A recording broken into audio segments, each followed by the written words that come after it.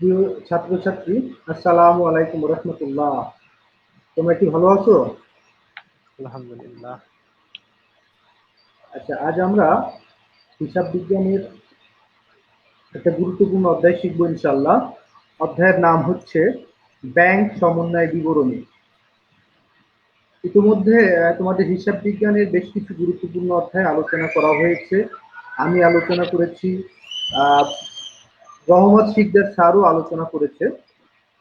তো আজ আমাদের গুরুত্বপূর্ণ যে দিকটা আমরা আলোচনা করব সেটা হলো, প্রথমত ব্যাংক সমন্বয় বিবরণী অধ্যায়টা আমরা আলোচনা করব। দ্বিতীয়ত, তোমাদের খুব সন্নিকটে অর্থাৎ এই ডিসেম্বরে তোমাদের হাফ ইয়ারলি পরীক্ষা হবে ইনশাল্লাহ। সেখানে হিসাব বিজ্ঞানের উপরে কোন কোন অধ্যায় আমরা রাখবো তার একটা ডিরেকশন তোমাদের দিয়ে দিব ইনশাল্লাহ। তোমরা অবশ্যই সে অনুযায়ী প্রিপারেশন নিবে। আর একটা কথা মনে রাখতে হবে, তোমাদের তোমাদের হাফ ইয়ারলি পরীক্ষার প্রশ্ন কিন্তু আমরা ক্লাসে যে অধ্যায়গুলো তোমাদের করাচ্ছি সেই অধ্যায়গুলোর আলোকেই হবে ইনশাল্লাহ। এই জন্য তোমরা নিয়মিত ক্লাসে উপস্থিত থাকবে, শিক্ষকদের সঙ্গে কানেক্টেড থাকবে এবং প্রয়োজনে বিভিন্ন রকম প্রশ্ন করে শিখে নেবে, জেনে নেবে। তো অনলাইনে পরীক্ষা হবে? হ্যাঁ, অনলাইনে ইনশাল্লাহ পরীক্ষা হবে। এমসিকিউ বা সরাসরি ম্যাথ রিলেটেড হতে পারে। তো তোমরা নিয়মিত কানেক্টেড থাকবে। আচ্ছা, আমরা ব্যাংক সমন্বয় বিবরণী যে করব, তো আসো আমরা ব্যাংক সমন্বয় বিবরণী অধ্যায়ে আলোচনায় চলে যাই সংক্ষেপে, যাতে করে আমাদের সময় ক্ষেপণ না হয়। স্ক্রিন শেয়ারিং এ চলে যাই।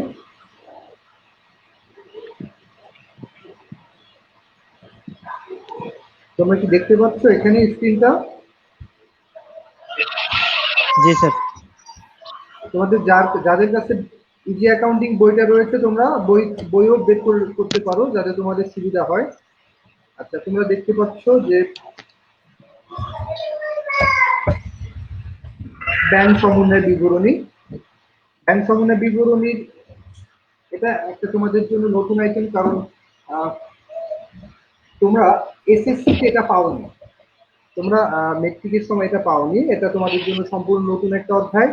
কিন্তু একটু হতাশ হওয়া চলবে না, একটু ভয় পেলে চলবে না। এই অধ্যায়টা খুবই সহজ একটা অধ্যায়। জাস্ট যদি একটু মনোযোগ সহকারে তোমরা শোনো, তাহলে ইনশাল্লাহ তোমাদের বিষয়টা নিয়ন্ত্রণে চলে আসবে। প্রথমে ব্যাংক সমন্বয় বিবরণী সম্পর্কে আমরা একটা কথা বলতে চাই, তোমরা সেটা মনোযোগ দিয়ে এখানেও দেখতে পারো এবং আমার কথা শোনো। এই যে তিনটা শব্দ আমরা দেখতে পাচ্ছি, ব্যাংক, তারপরে দেখতে পাচ্ছ সমন্বয়, তারপরে দেখতে পাচ্ছ বিবরণী। এই তিনটে শব্দের সমন্বয়ে আমাদের এই অধ্যায়টা। আমরা যদি তিনটে শব্দের অর্থ বুঝতে পারি তাহলে এই অধ্যায়টা আমরা এমনিতে ইনশাল্লাহ শিখে ফেলবো। আচ্ছা, তোমরা যারা লাইভে আমার সঙ্গে আছো তারা তোমাদের মাইকটা মিউট করে রাখো, যাতে নিষ্প্রয়োজন শব্দ এদিকে না আসে। একেবারে মিউট করে রাখো। তো আমরা প্রথমেই যে কথাটা আমরা দেখবো সেটা হলো বিবরণী। বিবরণী জিনিসটা কি? তোমরা জানো বিবরণী হচ্ছে এমন একটা জিনিস,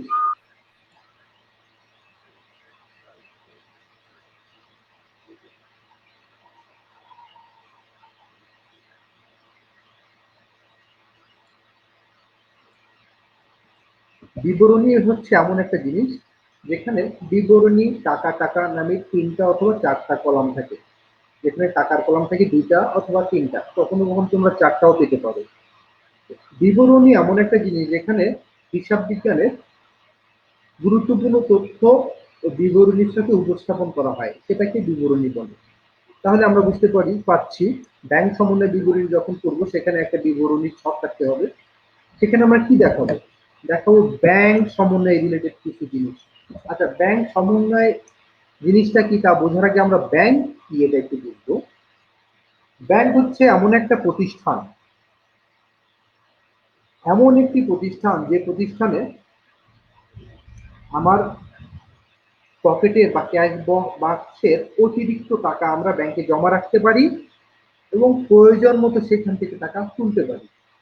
তোমরা হয়তো বা তোমাদের ব্যবসায় নীতি ও প্রয়োগ বা সংগঠন ব্যবস্থাপনা অধ্যায়ের ব্যাংকের আলাদা সংজ্ঞা পাবে, সে সংজ্ঞা আমি তোমাদের বলতে পারবো, কিন্তু ওদিকে আমি যাব না। আমি এই অধ্যায়টা যাতে তোমরা সহজে বুঝতে পারো সেই সম্পর্কিত কথাই বলবো, সেই সম্পর্কিত সংজ্ঞাই তোমাদের দিব।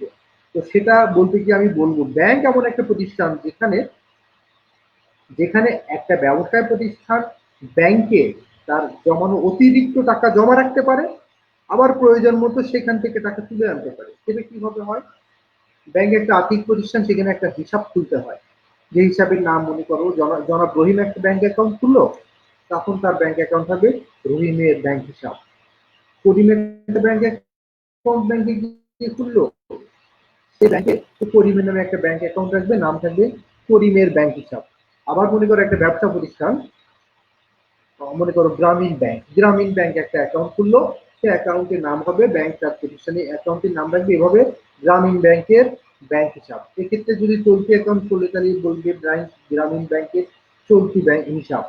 যদি সঞ্চয় হিসাব হয় তাহলে ধরো জনাব করিমের সঞ্চয় হিসাব। এরকম নামে হিসাব রাখা হয়। এখন ওই ব্যক্তি বা ব্যবসা প্রতিষ্ঠানের কাজ কি? কাজ হলো যখন ব্যবসা করতে গিয়ে তার ব্যবসায়ে তার হাতে তার ক্যাশ বক্সে প্রয়োজনের অতিরিক্ত যে টাকাটা থাকে সেই টাকাটা ব্যাংকে তার নির্দিষ্ট হিসাবে জমা দিয়ে ফেলবে। আবার যখন প্রয়োজন হবে তখন ব্যাংক থেকে টাকা তুলে নিয়ে আসবে। তোমাদের মনে রাখতে হবে, বর্তমান আধুনিক ব্যবসায় জগতের প্রায় প্রতিটা ব্যবসায়িক লেনদেনই ব্যাংকের মাধ্যমে করা হয়। অর্থাৎ আমি যখন পণ্য কিনবো ব্যাংকের চ্যানেলে কিনবো, যখন বিক্রয় করা হয় ব্যাংক চ্যানেলের মাধ্যমে বিক্রয় করবো। তবে নগদেও প্রচুর কেনা বেচা হয়। তো আমরা যেহেতু ধরে নিলাম আমাদের যে কয়জন আমার সঙ্গে আছো আমরা প্রত্যেকেই একটা ব্যবসা প্রতিষ্ঠানের অ্যাকাউন্টেন্ট। আমরা একটা ব্যাংকে একটা হিসাব খুলেছি। আমাদের মনে করো প্রতিষ্ঠানের নাম হচ্ছে, এখানে একটা উদাহরণের দিকে যাই, উদাহরণের যে নাম আছে সেই নাম অনুযায়ী আমরা চেষ্টা করব। মনে করি এখানে আছে আবির কোম্পানি। আবির কোম্পানি ব্যাংকে একটা হিসাব খুলেছে, ব্যাংক আবির কোম্পানির নামে হিসাবটা রেখেছে এরকম আবির কোম্পানির ব্যাংক হিসাব। আমরা সবাই আবির কোম্পানির অ্যাকাউন্টেন্ট। এখন এই যখন অবস্থা, তখন ব্যাংক কি করলো? ব্যাংক আবির কোম্পানির নামে যে অ্যাকাউন্টটা খুললো, আমরা যখন আমাদের টাকা ব্যাংকে জমা রাখতেছি ব্যাংক টাকাটা সুন্দর করে জমা রেখে দিচ্ছে, আবার আমরা যখন চাচ্ছি ব্যাংক আমাদেরকে টাকা দিয়ে দিচ্ছে। এখন এই যে আমরা টাকা জমা দিলাম এবং টাকা তুললাম, এই যে কার্যক্রমের ভিতরে অবশ্যই আমাদের হিসাব রাখতে হবে। কারা হিসাব রাখবে? ব্যাংক তার ব্যাংকে বসে একটা খাতায় বসে হিসাব রাখবে, আবার আমরা আমাদের দোকানে বসে আবির কোম্পানি লিমিটেডের দোকানে বসে একটা খাতায় আমরা হিসাব রাখবো। মনে রাখতে হবে, এই যে ব্যাংকে টাকা জমা দিলাম বা ব্যাংক থেকে টাকা তুললাম, এই যেহেতু ঘটনা, তখন নিঃসন্দেহে এটা নগদ লেনদেনের একটা গুরুত্বপূর্ণ ঘটনা। কারণ নগদ টাকা ব্যাংকে জমা দিলাম, আবার ব্যাংক থেকে তুলে নগদ টাকা আপনার প্রতিষ্ঠানে নিয়ে আসলাম, এই যখন ঘটনা, তখন এই ঘটনাগুলো যেহেতু নগদের সঙ্গে সংশ্লিষ্ট, সেহেতু আমরা আবির কোম্পানি আমাদের দোকানে বসে যে হিসাবটা রাখবো সেই হিসাবটার নাম হলো নগদান বই। হিসাবটার নাম কি? নগদান বই। তোমরা জানো 9-10 তোমরা নগদান বই করেছো। নগদান বই 3 প্রকার: 1 ঘোড়া, 2 ঘোড়া, 3 ঘোড়া বা বহু ঘোড়া বা খুচরা নগদান। সেই নগদান বই আমরা আমাদের দোকানে বসে রাখি। আর ব্যাংকও আমাদের নামে একটা হিসাব তাদের ব্যাংকে বসে রাখে, তার নাম হচ্ছে ব্যাংক বিবরণী অথবা পাস বই। ইংরেজিতে এই ব্যাংক বিবরণীকে বলা হয় ব্যাংক স্টেটমেন্ট। মনে রাখতে হবে, ব্যাংক বিবরণী আর এই যে ব্যাংক সমন্বয় বিবরণী কিন্তু এক কথা না। ব্যাংক সমন্বয় বিবরণী বিষয়টা একটু পরে আসছি। ব্যাংক বিবরণীর ব্যাপার বলি। ব্যাংক বিবরণী বা ব্যাংক স্টেটমেন্ট বা পাস বই হচ্ছে ব্যাংক কর্তৃক সংরক্ষিত একটা বই, যে বইটা আমার নামে কত টাকা জমা হলো বা কত টাকা আমি তুললাম তার হিসাব ব্যাংকে বসে রাখে। আর আমি কত টাকা ব্যাংকে জমা দিলাম বা ব্যাংক থেকে কত টাকা তুললাম সেটা আমি আমার আবির কোম্পানি লিমিটেডের দোকানে বসে বা অফিসে বসে রাখি। কোন বইতে? নগদান বইতে। তোমাদের আগেই বলেছি এই নগদান বই হচ্ছে, তোমরা 9-10-এও পড়েছো, তোমরা এখনো এই একাদশ দ্বাদশে শিখবে। নগদান বই কি? নগদ টাকা রিসিভ করলেই পাইলেই নগদান বইতে আমরা দেখাই, বা নগদ টাকা চলে গেলে আমরা নগদান বইতে দেখাই। এই যখন ঘটনা, তখন মনে রাখতে হবে পাস বইতে বা ব্যাংক বিবরণীতে ব্যাংক যে হিসাবটা রাখে সেই হিসাবে ফিনিশিং এ আমার নামে কত টাকা জমা আছে ব্যাংকে, সে তার একটা আমি যে ইচ্ছা করলে ব্যাংকের কাছ থেকে জানতে পারি। অথবা আমরা আবির কোম্পানি লিমিটেডের যে হিসাব রক্ষক বা যে ক্যাশিয়ার তার কাছ থেকেও জানতে পারি, কারণ সে নগদান বইতে হিসাবটা রাখে।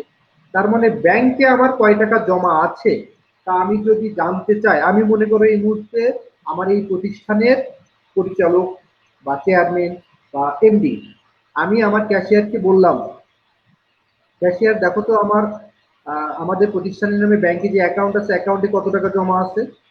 তখন আমার ক্যাশিয়ার কি করবে, সাথে সাথে বলবে জি স্যার, বলেই সে যে নগদান বইটা সংরক্ষণ করতেছিল সে নগদান বই খুলবে, খুলে দেখবে, ধরো যেটা নগদান বইতে যে জের আছে সেই জের বললো, ধরো বললো 60,000 টাকা। তো নর্মাল ব্যাপার, আমি তো জানি আমার ক্যাশিয়ার বলেছে ব্যাংকে 60,000 টাকা আছে। আমি তখন আহ, সেই ভরসায় ব্যাংক ম্যানেজারকে ফোন দিলাম, ম্যানেজারকে ফোন দিয়ে বললাম ব্যাংক ম্যানেজার দেখেন তো আমি আবির কোম্পানি লিমিটেডের অ্যাকাউন্ট নাম্বার এত, এই অ্যাকাউন্টে কত টাকা আছে। তো নর্মালি সেই 60,000 টাকাই হওয়ার কথা ছিল, কিন্তু ধরো অপ্রত্যাশিত ভাবে ব্যাংক ম্যানেজার আমার অ্যাকাউন্ট চেক করে আমার যে ব্যাংক বিবরণী বা ব্যাংক স্টেটমেন্ট বা পাসবই সেটা চেক করে বলল আপনার মানে মাত্র 20,000 টাকা জমা আছে আপনার ব্যাংক অ্যাকাউন্টে। মানে তখন তো আমার মাথা খারাপ, কি ব্যাপার, আমার ক্যাশিয়ার বললো জমা আছে 60,000 আর ব্যাংক বলতেছে জমা আছে 20,000, কিভাবে এটা সম্ভব? তাহলে কি কোনো জাল জালিয়াতি হচ্ছে? তো না, আমি তখন অবশ্যই ভয় পাবো না, কারণ আমি জানি একজন এমডি হিসেবে যে একটা ব্যবসায় প্রতিষ্ঠানের সঙ্গে ব্যাংকের যে লেনদেন হয়, লেনদেনের বিভিন্ন রকম কারণে, বেশ কিছু কারণে এই দুটো জেরের পার্থক্য হতে পারে, যদিও দুটো জেরের কোনো পার্থক্য থাকার কথা না, একই জের থাকার কথা, কিন্তু কয়েকটা কারণে এই পার্থক্যটা হয়। তখন আমি কি করলাম, কি কারণে পার্থক্য তা তো আমি তাৎক্ষণিক জানি না, আমি আমার ক্যাশিয়ারকে ফোন দিলাম, ক্যাশিয়ার কি ব্যাপার, তুমি বলছো 60,000 কিন্তু ব্যাংক ম্যানেজার বলতেছে 20,000, এই যে 40,000-এর গরমিল কেন হয়? তখন আমার ক্যাশিয়ার বলবে স্যার আমাকে একটু সময় দেন, আমি এখনই দেখছি। ক্যাশিয়ার কি করবে, দ্রুত ব্যাংকে যাবে, গিয়ে ম্যানেজারকে বলবে যে আপনারা যে আমাদের নামে যে হিসাব রেখেছেন ব্যাংক স্টেটমেন্টে বা ব্যাংক বিবরণীতে বা পাস বইতে, তার একটা কপি আমাদের দেন। তো ব্যাংক ম্যানেজার দিয়ে দিবে। তাহলে ক্যাশিয়ার কি করলো, ব্যাংক স্টেটমেন্টের একটা কপি নিয়ে আসলো, আর তার কাছে তো নগদান বই কপি আছেই, দুটো কপি নিয়ে এবার বসবে, বসে দেখবে কোন কোন ঘটনার কারণে বা কোন কোন আহ, অসংলগ্নতার কারণে, কোন কোন মিসম্যাচের কারণে ব্যাংকের পাস বইতে জের আছে 20,000 আর আমাদের নগদান বইতে জের আছে 60,000। এই যে দুটো জেরের যে পার্থক্য, এই যে দুটো জেরের ভিতরে যে অসমন্বয়তা, এই জের দুটোকে একত্রিত করার জন্য, সমন্বয় করার জন্য যে বিবরণীতে আমরা এই সমন্বয়ের কাজটা করি তাকে বলা হয় ব্যাংক সমন্বয় বিবরণী। তোমরা কি বুঝতে পারছো? জি স্যার। সাজিদুল কি শুনতে পাচ্ছ? জি স্যার, পাচ্ছি। আচ্ছা, আমাদের সঙ্গে লাইভে আছে হচ্ছে সাজিদুল এবং সালাম। সালাম কি শুনতে পাচ্ছ? সালাম, সালাম তোমার মাইক আনমিউট করে কথা বলো, শুনতে পাচ্ছ? স্যার এখনো মিউট করা। আচ্ছা, অবশ্যই শুনতে পাচ্ছে না কোনো কারণে। যাই হোক, আহ, তাহলে আমরা সংক্ষেপে ব্যাংক সমন্বয় বিবরণী কি সেটা বুঝলাম। আসো আমাদের বইতে কি লেখা আছে আমরা একবার একটু পড়ে দেখি। প্রতিটি প্রতিষ্ঠান তার ব্যাংকে জমানো টাকা এবং হাতে নগদ টাকার হিসাব ঠিকমতো রাখতে নগদান বই সংরক্ষণ করে থাকে, যা আমি কিন্তু ইতিমধ্যে তোমাদের বলেছি না, জি স্যার। যে প্রতিটি প্রতিষ্ঠান তার ব্যাংকে জমানো টাকা এবং হাতে নগদ টাকা হিসাব ঠিক মতো রাখতে নগদান বই সংরক্ষণ করে থাকে। অর্থাৎ নগদান বইতে আমরা পাই আমার নগদে অর্থাৎ ক্যাশ বক্সে কত টাকা আছে সেটাও নগদান বইয়ের মাধ্যমে পেতে পারি, এবং আমার ব্যাংকে কত টাকা জমা আছে সেটাও আমরা পেতে পারি। মনে রাখতে হবে, আমার ব্যাংক সমন্বয় বিবরণী যখন করব তখন আমার দুটো জেরের, একটা জের হচ্ছে, ভালো করে শোনো খুবই গুরুত্বপূর্ণ কথা এটা, আমি ব্যাংক সমন্বয় বিবরণী করব দুটো জেরের টাকা দিয়ে, দুইটা জেরের, একটা জের হচ্ছে ব্যাংক, ব্যাংকে বসে যে ব্যাংক বিবরণী রেখেছে তার জের, আর একটা জের হচ্ছে এই যে নগদান বইতে এই যে ব্যাংকে জমানো টাকার জন্য একটা কলাম আছে, সেই কলামে কত টাকা আছে সেই জেরটা নিয়ে। অর্থাৎ নগদান বই করলে তো আমরা একই সঙ্গে ব্যাংকে জমানো টাকার হিসাবও পাই, নগদে কত টাকা আছে ক্যাশ বক্স সেটা হিসাবও পাই। নগদে কত টাকা আছে সেটা কিন্তু আমার এখানে বিবেচ্য বিষয় না, কারণ আমি বিবেচনা করছি ব্যাংক অ্যাকাউন্ট নিয়ে। তো ব্যাংক অ্যাকাউন্টের হিসাব আমি নগদান বইতে ব্যাংক কলামে যেমন করি, তেমন ব্যাংক ব্যাংকে বসে পাসবইতে বা ব্যাংক বিবরণীতেও করে। তাহলে ব্যাংক বিবরণীর জের এবং এইখানে নগদান বইয়ের ব্যাংক কলামের জের, এই দুটো জেরের ভিতরে যে ভুল ত্রুটি আছে সেই ভুল ত্রুটি নিয়ে কিন্তু আমরা করব ব্যাংক সমন্বয় বিবরণী। তোমরা এই গুরুত্বপূর্ণ কথাটা কিন্তু শুনলে এবং এটা মাথায় রাখবে। এইখানে দেখো কি বলছে, নগদান বইতে একই সাথে হাতে নগদ এবং ব্যাংক জমা সকল হ্রাস ও বৃদ্ধি সম্পর্কিত লেনদেন সমূহ দেখানো হয়। চলমান জের ছকে সঙ্গে সঙ্গে জের পাওয়া যায়। হ্যাঁ, কথা সত্য। চলমান জের যদি ছক করি আমরা সঙ্গে সঙ্গে প্রতিটা লেনদেন হওয়ার সঙ্গে সঙ্গে জের পাই, কিন্তু টি ছকে আমরা মাসান্তে বা বছরান্তে আমরা জের পাই। তো বলছে এখানে একটা কথা, নগদান বইয়ের ব্যাংক কলামের জের বলতে বোঝায় ব্যাংকে কত টাকা জমা আছে। এই কথা কি তোমরা বুঝতে পারছো? সাজিদুল শুনতে পাচ্ছো? জি স্যার। কিন্তু নগদান বইয়ের ব্যাংক কলামের জের বলতে কি বোঝায়? নগদান বইয়ের ব্যাংক কলামে জেড বলতে বোঝায় ব্যাংকের যে জেডটা আছে সেটা। ব্যাংকে আমার কত টাকা জমা আছে। আর হুম। নগদান আর নগদ কলামের জের মানে কি বোঝায়? নগদ কলাম মানে আমার নগদে কত টাকা আছে সেটা। হ্যাঁ, আমার ক্যাশ বক্সে বা মানি ব্যাগে কত টাকা আছে। তো মানি ব্যাগে কত টাকা আছে সেটা কিন্তু আমার বিবেচ্য বিষয় না। আমার বিবেচ্য বিষয় হলো নগদান বইয়ের ব্যাংক কলামে, অর্থাৎ ব্যাংকে কত টাকা জমা আছে। যেহেতু এই নগদান বইটা আমরা তৈরি করছি, আমাদের হিসাব অনুযায়ী ব্যাংকে কত টাকা জমা আছে এই জেটটা, এবং ব্যাংক তার ব্যাংকে বসে হিসাব রাখছে পাসবইতে, পাসবই অনুযায়ী আমার ব্যাংকে কত টাকা জমা আছে। এই দুটো জেরের ভিতর যদি কখনো কোনো পার্থক্য থাকে, কম বেশি থাকে, সে পার্থক্যের কারণ আমরা বিশ্লেষণ করে যে বিবরণীর মাধ্যমে দেখাবো তাকে ব্যাংক সমন্বয় বিবরণী বলে। তাহলে ব্যাংক সমন্বয় বিবরণী কি বোঝা গেছে? জি স্যার। আচ্ছা দেখো, প্রতিষ্ঠান ম্যানেজার যে কোনো সময় তার ব্যাংকে কত টাকা জমা আছে তা ক্যাশিয়ারের নিকট জানতে চাইতে পারে। এই যে একটু আগে যে কথাটা বলছি, প্রতিষ্ঠান ম্যানেজার যে কোনো সময় তার ব্যাংকে কত টাকা জমা আছে তা ক্যাশিয়ারের নিকট জানতে চাইতে পারে।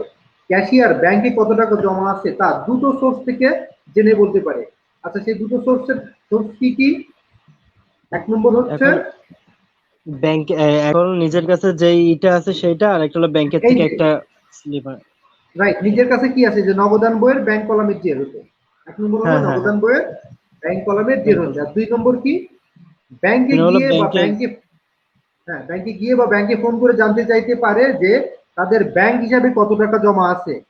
ব্যাংক হুম। তার আমানতকারী লেনদেন সমূহ সংরক্ষণ করে থাকে পাসবইতে বা ব্যাংক বিবরণীতে। আমানতকারীর ব্যাংক হিসাবে কত টাকা আছে তা বলতে হলে এই পাসবই বা ব্যাংক বিবরণী জের দেখে বলতে হয়। তার মানে আমরা আমাদের জের জানতে পারি দুটো মাধ্যমে, একটা হলো নগদান বইয়ের ব্যাংক কলামের জের, আর একটা হচ্ছে আমার ব্যাংকে সংরক্ষিত পাসবই বা ব্যাংক বিবরণী জের। কথা কি ক্লিয়ার? জি স্যার।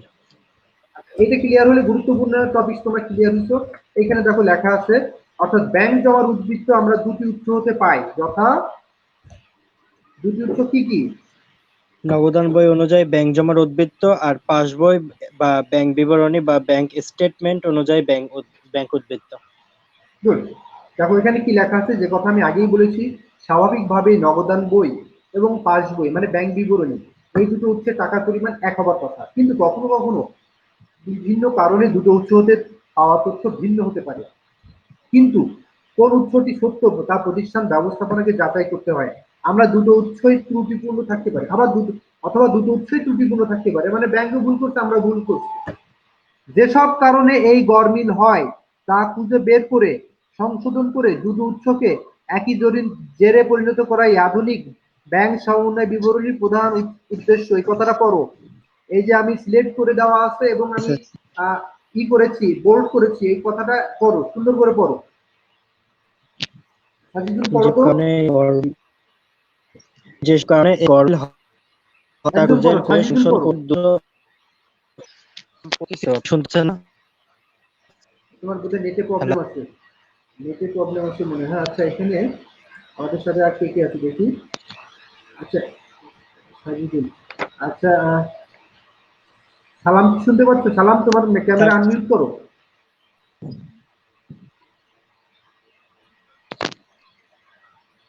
ও বোধহয় শুনতে পাচ্ছ না, একটু আমার কাজে আছে। কথা শুনতেছেন না? আচ্ছা, তোমার নেটে প্রবলেম হচ্ছে সাজিদুল, তুমি তাহলে শোনো আমি বলছি। যেসব কারণে এই গড় মিল হয় তা খুঁজে বের করে সংশোধন করে দুটো উৎসকে একই জেরে পরিণত করা আধুনিক ব্যাংক সমন্বয় বিবরণীর উদ্দেশ্য। আচ্ছা, তারপরে নিচে কি বলছি দেখো, প্রতিষ্ঠানের ব্যবস্থাপনা ব্যাংক বিবরণী ও নগদান বইয়ের ব্যাংক কলামের জেরের গরমিলের কারণ ব্যাখ্যা করতে এই কাজটি করে থাকে। কে করে থাকে? এটা গুরুত্বপূর্ণ কথা। প্রতিষ্ঠানের ব্যবস্থাপনা কে করে? ব্যাংক সমনের বিবরণী কে তৈরি করে? ক্যাশিয়ার। কিসের? এই যে ব্যাংক সমনের এই লাইনটা পড়ো, ভালো করে পড়ো। এই যে সিলেক্ট করা অংশটা ভালো করে পড়ো। প্রতিষ্ঠানের ব্যবস্থাপনা ব্যাংক বিবরণী ও নগদান বই করো। প্রতিষ্ঠানের ব্যবস্থাপনা ব্যাংক বিবরণী ও নগদান বইয়ের ব্যাংক কলামের জেরের গরমিলের কারণে ব্যাখ্যা করতে এই কাজটি করে থাকেন। এই কাজটি মানে কি? এই কাজটি মানে হলো ব্যাংক সমন্বয় বিবরণী। তাহলে এই ব্যাংক সমন্বয় বিবরণী কে তৈরি? এই ব্যাংক সমন্বয় বিবরণী কে তৈরি করে?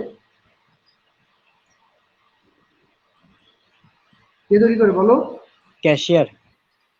ক্যাশিয়ার অর্থাৎ প্রতিষ্ঠানের ব্যবস্থাপনা।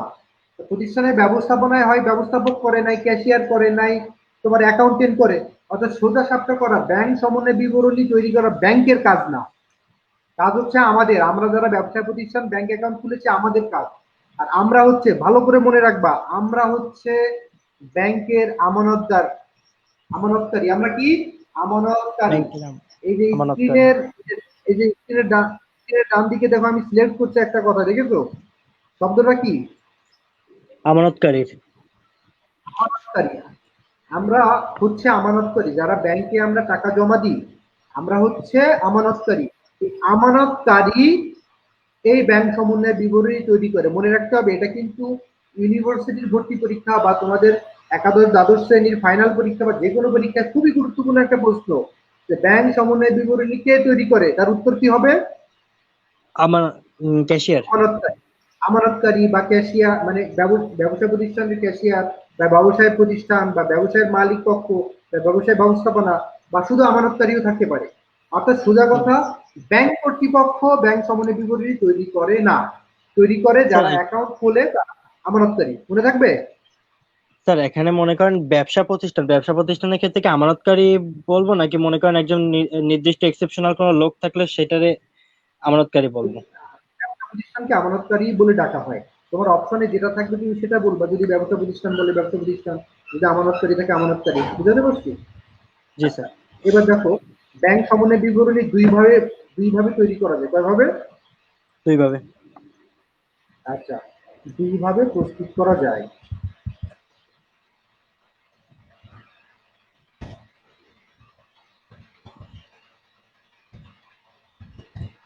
আচ্ছা, দুই ভাবে তৈরি করা যায়। তার এক নম্বর হচ্ছে একক জের পদ্ধতি বা সনাতন পদ্ধতি বা প্রচলিত পদ্ধতি। ভালো করে খেয়াল করো।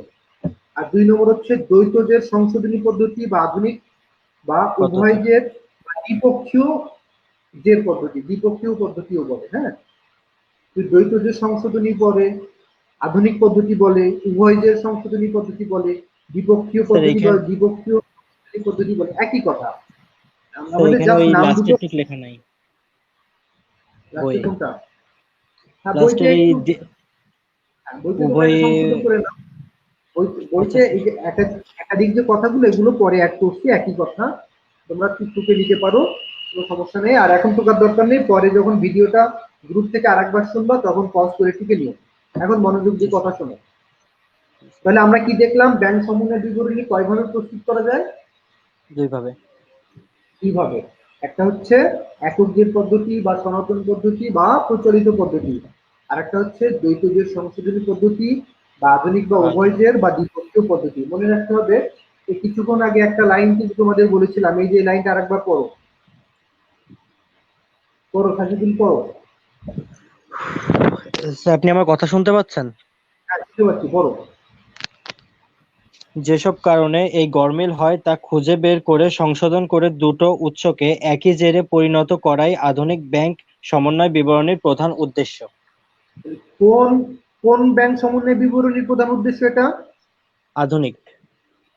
এই যে আধুনিক ব্যাংক সমন্বয় বিবরণী। আর এখানে দেখো, এই যে 2 নম্বরটাকে কিন্তু আধুনিক বলা হচ্ছে। তাহলে 2 নম্বর মানে আধুনিক ব্যাংক সমন্বয় বিবরণী বা দ্বৈত জের সংশোধনী পদ্ধতি উদ্দেশ্য হচ্ছে এই যে দুটো উৎসকে একই জেরে পরিণত করা। দুটো হুম। উৎসকে একই জেরে একই জেরে পরিণত পরিণত করা। করা।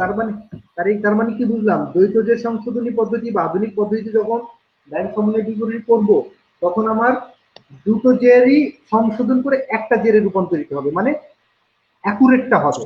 যেমন কি বলেছিলাম আমরা উদাহরণে যে আমি মালিক পক্ষ তার ক্যাশিয়ারকে ফোন করলে বলেছিল 60,000 টাকা আছে, কিন্তু ব্যাংকে ফোন করলে বলেছিল 20,000 টাকা আছে। তো সেক্ষেত্রে হুম। কোনটা সঠিক আমি বুঝতে পারছি না। তো আধুনিক ব্যাংক সমন্বয় বিবরণীর কাজ হচ্ছে যদি দুটোতেই ভুল থাকে, দুটোই রেকটিফাই করে একটা সঠিক জের বের করা, যে হ্যাঁ সে সঠিক জেরটা 50,000 হতে পারে, 35,000 হতে পারে। তো যেটা সঠিক সেটা বের করাই হলো দ্বৈত জের সংশোধনী পদ্ধতির উদ্দেশ্য। এই যে দেখো, দ্বৈত জের সংশোধনী মানে কি, দুটো জেরই আমি মানে সংশোধন করবো। হ্যাঁ, দুটো পক্ষই সংশোধন আর দুটো কি। দুটো পক্ষই সংশোধন করবো, এটাকে আধুনিক পদ্ধতি বলা হয়। তো তাহলে আমরা দ্বৈত জের সংশোধনী পদ্ধতির উদ্দেশ্য বুঝে ফেললাম। তাহলে একক জের পদ্ধতি বা সনাতন পদ্ধতির উদ্দেশ্য কি? একক জের পদ্ধতি বা সনাতন পদ্ধতি বা প্রচলিত পদ্ধতি, এটাকে আমি ব্যক্তিগতভাবে ত্রুটিপূর্ণ পদ্ধতি বলি। আমি বলে থাকি ত্রুটিপূর্ণ পদ্ধতি, কেন জানো? কারণ এটা হলো, শুনলেই ত্রুটিপূর্ণ মনে হয়, কারণ কারণ হলো এটা আর এটা কি কোনো। এটা এটা দুটো জেরকে সংশোধন করে একটা সঠিক জের বের করে না। এই একক জের পদ্ধতিতে দেখায় যে শুধুমাত্র কোন কোন কারণে দুটো জেরের পার্থক্য হলো সেই কারণগুলো দেখায়। অর্থাৎ এরা কি করে জানো, এরা হলো যে কোনো একটা জের দিয়ে শুরু করে, সেই জেরটাকে টেনে নিয়ে অন্য জের রূপান্তর করে। অর্থাৎ মানে হলো একক জের পদ্ধতি মানে হলো একটা জের দিয়ে শুরু করবো, আমি অন্য জেরটা পেয়ে যাবো। যেমন ধরো, আমি যদি নবদান বই অনুযায়ী যে জেরটা পেয়েছি, কত টাকা পেয়েছিলাম সাজিদুল? ওইখানে পাইছিলাম 60,000। 60,000 টাকা। তাহলে আমি নবদান বইয়ের জের 60,000 টাকা দিয়ে শুরু করলাম, করে কি কি ভুল ভ্রান্তি হয়েছে, অর্থাৎ এই 60,000 টাকাকে টেনে আমি ব্যাংকে যে জেরটা পাইছিলাম, অর্থাৎ ওই পাস বই অনুযায়ী কত পাইছিলাম, 20,000। 20,000 টাকা। তো আমি দেখাবো 60,000 টাকাকে যোগ বিয়োগ করে সংশোধন করে আমি 20,000-এ রূপান্তর করবো। অর্থাৎ একটা জের নিয়ে শুরু করব, পাবো আর একটা জের। এইটাকেই বলে একক জের পদ্ধতি, যেটা ত্রুটিপূর্ণ পদ্ধতি। কিন্তু এটা মানে যে তোমাদের কোনো। শিখতে হবে, যে কোনো একটা জের নিয়ে শুরু করবো, পাবো অন্যটা। বুঝাতে পারছি? জি স্যার। আর দ্বৈত জের মানে হলো আমি দুটো জের নিয়ে কাজ করব এবং দুটো জেরেরই সংশোধিত ব্যালেন্স পাবো এবং দুটো ব্যালেন্সই এক। এই হচ্ছে সংক্ষেপে ব্যাংক সমন্বয় বিবরণীর আসল কথা। আমি আবারও আসল কথাটা বলে ফেলছি, তোমরা মনোযোগ দিয়ে শোনো। একেবারে জিস্ট কথা, সেটা কি, একক জের পদ্ধতি মানে হলো এই দুটো জেরের যে কোনো একটা নিয়ে শুরু করব, ফিনিশিং আমি অন্যটা পাবো। অর্থাৎ 20,000 টাকা নিয়ে শুরু করলে ফিনিশিং এ পাবো 60,000। আবার যদি হ্যাঁ, 60,000 নিয়ে শুরু করি, ফিনিশিং এ পাবো। 20,000। এই হচ্ছে একক জের পদ্ধতি। আর দ্বৈত জের সংশোধনী হলো আমি 20,000 নিয়েও শুরু করব, 60,000 নিয়েও শুরু করব, এবং ফিনিশিং এ দুটোরই একটা অভিন্ন জের পাবো, সেটা হতে পারে 35,000। মনে করো তাহলে 20,000 নিয়ে শুরু করলেও পাবো 35,000, 60,000 নিয়ে শুরু করলেও পাবো 35,000। কথা কি বোঝা গেছে? জি স্যার। আচ্ছা, এইবার সবচেয়ে গুরুত্বপূর্ণ কথা বলবো, মানে আমাদের গুরুত্বপূর্ণ কথা বলা শেষ, এবার হলো আমরা জানবো সাধারণত কি কি কারণে আমার এই দুটো জেরের পার্থক্য হয়। অর্থাৎ নবদান বইতে আমি পাইছিলাম 60,000 টাকা, আর পাল বইতে পাইছিলাম 20,000 টাকা। কেন 60,000 হলো আর এখানে কেন 20,000 হলো, এই যে গরমিল গুলো হয়েছে, কি কি কারণে গরমিল হয় সেগুলো আমরা জানবো। তবে জানার আগে এই সংজ্ঞাটা একটু আমরা ভালো করে দেখে নিই।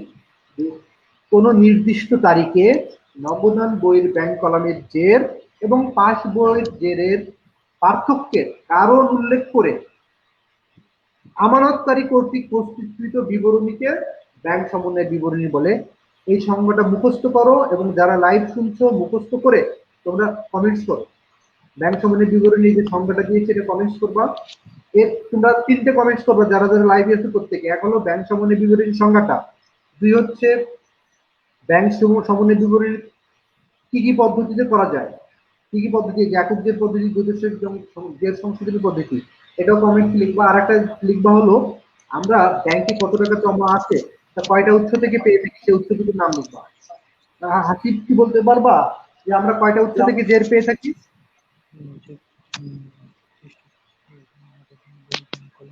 হ্যালো, কারণে। জি স্যার। আমরা ব্যাংক জমা উদ্ধৃত কয়টা উৎস থেকে পাই?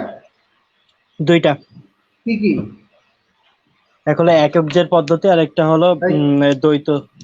আর ওটা তো ব্যাংক সমানে বিবরণী করার পদ্ধতি, কিন্তু আমি বলতে চাইছি যে ব্যাংক জমার উদ্বৃত্ত আমরা কয়টা উৎস থেকে পাই, যে কত টাকা ব্যাংকে জমা আছে। স্যার শুনতে পাচ্ছেন? হ্যাঁ শুনতে পাচ্ছি, বলো যে ব্যাংকে কত টাকা জমা আছে এটা আমরা কয়টা উৎস থেকে জানতে পারি। দুইটা দুইটা উৎস থেকে। কি কি সেটা? একটা হলো একক জের পদ্ধতি, আর একটা হলো এই, দ্বৈত সমন্বয়, মানে তুমি দ্বৈত যে সংশোধনী ক্লাস পদ্ধতি। তুমি ক্লাসে মনোযোগী না, কিন্তু তুমি ভালো করে তুমি প্রশ্ন আমার শুনতেছো না এবং মনোযোগী না। এই যে আমি সিলেক্ট করতেছি স্ক্রিনে, তুমি দেখতে পাচ্ছ না যে ব্যাংক জমার উদ্বৃত্ত জি আমরা কয়টা উৎস থেকে পাই। সরি স্যার, আমি আরেকটা বলে ফেলছি। কি বলো এবার সংশোধন করে বলো। আমার ব্যাংকে স্যার কত টাকা আছে আমরা কোন কয়টা উৎস থেকে জানতে পারি। দুইটা উৎস। কি কি? নবদান বই অনুযায়ী ব্যাংক জমার উদ্বৃত্ত, আর পাস বই বা ব্যাংক বিবরণী বা ব্যাংক স্টেটমেন্ট অনুযায়ী ব্যাংক উদ্বৃত্ত। হ্যাঁ, তাহলে আমাদের স্পেশালি আমাদের মনে রাখতে হবে যে উৎস দুইটা। আচ্ছা, সেই দুটো উৎসের ভিতরে জেরের গরমিল হতে পারে। যদি গরমিল হয় তাহলে আমাদের ব্যাংক সমন্বয় বিবরণী করতে হয়। ব্যাংক সমন্বয় বিবরণী করার পদ্ধতি দুইটা, সে পদ্ধতি দুইটা। দুটো আমরা মনে রাখবো। আচ্ছা, এবার ব্যাংক সমন্বয় বিবরণীর সংজ্ঞা আমরা জেনে ফেললাম, যে নির্দিষ্ট তারিখে নগদান বইয়ের ব্যাংক কলামের চেয়ে। এখানে নগদান বইয়ের ব্যাংক কলামের চেয়ে কেন বলছি, কারণ নগদান বইতে তো নগদেরও জের আছে, দুটো টাকার ঘর আছে, তা আমরা তো নগদের জেরটা নিব না, নিব ব্যাংক কলামের জের। এবং জি পাস স্যার। বইয়ের জেরের পার্থক্যের কারণ, যে দুটো পার্থক্য, একটা 7,000 একটা 20,000, সে পার্থক্যের কি কারণ হলো, কারণ উল্লেখ করে আমানতকারী কর্তৃক প্রস্তুতকৃত। কারণ এই যে কে প্রস্তুত করে, কে ব্যাংক সমন্বয় বিবরণী, জি, ব্যাংক সমন্বয় বিবরণী প্রস্তুত করে কে? ক্যাশিয়ার। হ্যাঁ, ক্যাশিয়ার। এখানে শব্দটা কি লিখছি, এই যে শব্দটা আমি কি লিখছি, আমানতকারী কর্তৃক প্রস্তুতকৃত আমানতকারী বিবরণীকে। কর্তৃক প্রস্তুতকৃত। তার মানে আমানতকারী হচ্ছে ওই যে ক্যাশিয়ার পক্ষ বা মালিক পক্ষ, ব্যবসায় প্রতিষ্ঠানের যে, যেমন আমরা বলতেছি আবির, হ্যাঁ, আবির কোম্পানি বললাম না, এই যে আবির কোম্পানি হচ্ছে আমানতকারী। তার মানে আবির কোম্পানি প্রস্তুত করবে যে বিবরণী, তাকে ব্যাংক সমন্বয় বিবরণী বলে। আচ্ছা, এখানে একটা বিশেষ দৃষ্টি দিয়ে একটা কথা লিখছি, যা তোমাদের আগেই বলা হয়েছে, যে পাস বই বা ব্যাংক স্টেটমেন্ট বা ব্যাংক বিবরণী একই জিনিস। আচ্ছা, এইবার গুরুত্বপূর্ণ টপিক, সেটা হলো তোমরা স্ক্রিনে দেখতে পাচ্ছ, যেসব কারণে দুটি জেরের পার্থক্য হয়ে থাকে। এই কারণগুলো জানা হয়ে গেলে তোমাদের এই অধ্যায়টা একেবারে সহজ। তোমরা যখন এই কারণগুলো জেনে ফেলবা, তোমাদের এই অধ্যায়টা একেবারেই ইজি হয়ে যাবে ইনশাল্লাহ। জি স্যার। আচ্ছা, আমাদের মাঝে মধ্যে হাসিব নামে একজন আসছে। হাসিব, কি শুনতে পাচ্ছ? জি স্যার, আমি এতক্ষণ লাইভ দেখতেছিলাম স্যার, লাইভে কমেন্ট আচ্ছা। করতেছিলাম। আচ্ছা, তোমার স্ক্রিনে তুমি ক্যামেরায় আসো, তোমার ক্যামেরা অন করো।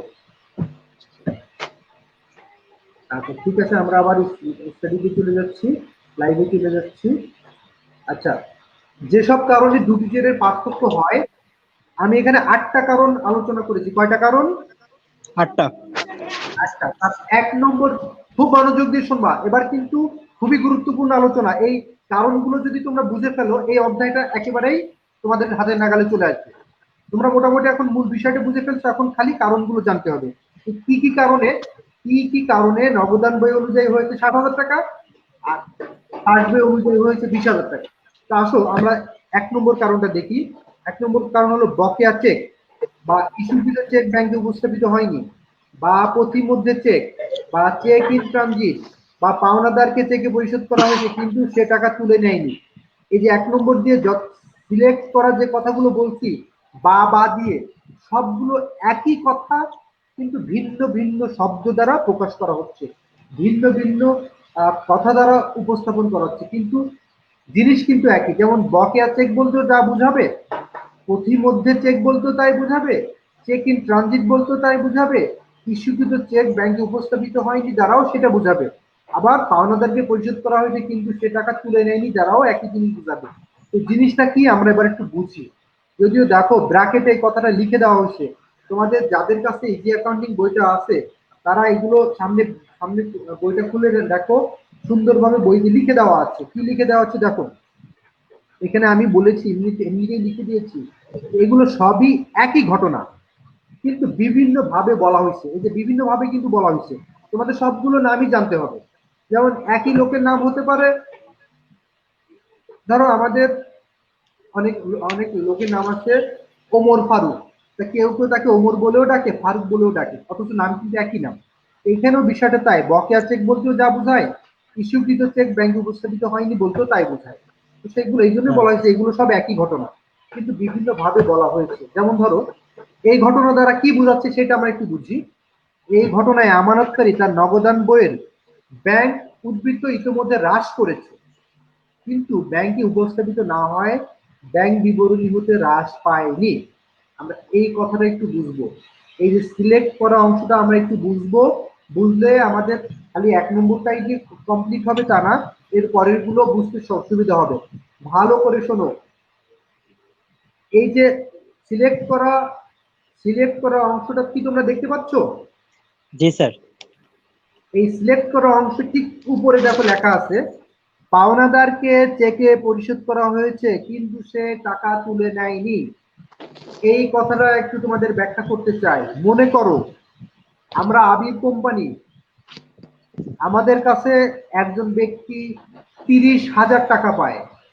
তো সেই ব্যক্তিকে আমরা আমাদের ব্যাংক অ্যাকাউন্টের একটা চেক কেটে সেই পাওনাদারকে দিয়ে বলছি, ভাই তুমি আমাদের কাছে 30,000 টাকা পাইতে, এই নাও চেক, চেকটা নিয়ে ব্যাংক থেকে তুলে নাও। তো আমরা চেক দিয়ে দিলাম, পাওনাদার সুন্দর করে চেকটা নিয়ে আমাদের দোকান থেকে বের হয়ে গেল।